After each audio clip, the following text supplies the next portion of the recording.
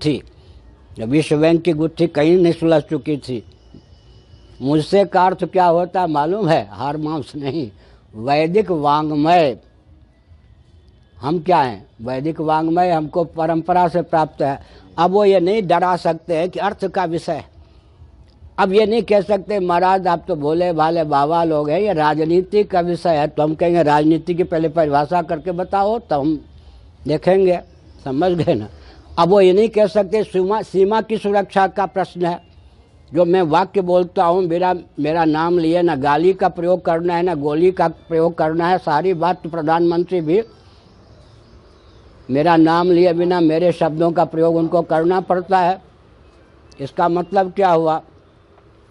सीमा की सुरक्षा को लेकर जितने हमने सुझाव दिया, अंत में घुमा फिरा कर कहीं सुब्रमण्यम स्वामी जी के माध्यम से, कहीं राजनाथ जी के माध्यम से, कहीं मुख्यमंत्री प्रधानमंत्री ने स्वयं अपने माध्यम से उसको स्वीकार किया। समझ गए ना? इसलिए अब ये नहीं कह सकते कि अंतर्जातीय विवाह। हम कहेंगे अंतर्जातीय विवाद क्यों?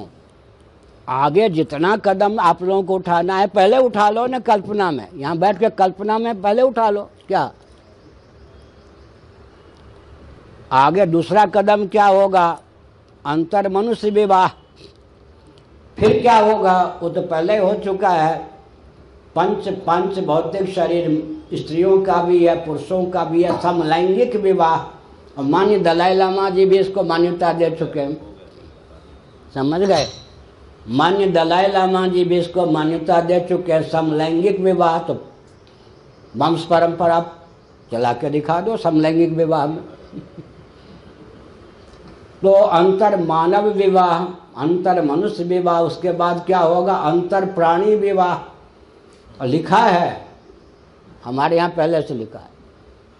क्योंकि कई वाली बात मालूम है ना, महाराजा दशरथ वाली स्थिति किसी पुरुष की ना हो जाए। आपटे का शब्दकोश देखिए, संस्कृत हिंदी। महाराजा दशरथ वाली स्थिति ना हो जाए, को भवन में मरना न पड़े जाके।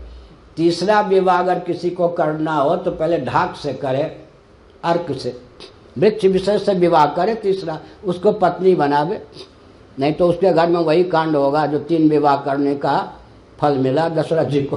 वृक्ष से भी विवाह का वर्णन है। तो अंत में अंतर प्राणी विवाह होता होता क्या होगा? होता होता ये विकास अंत में सिद्ध होगा या विनाश सिद्ध होगा? मनुष्य और पशु के संकर्ष से जो संतान की उत्पत्ति होगी वो विकास की सीमा में आएगी या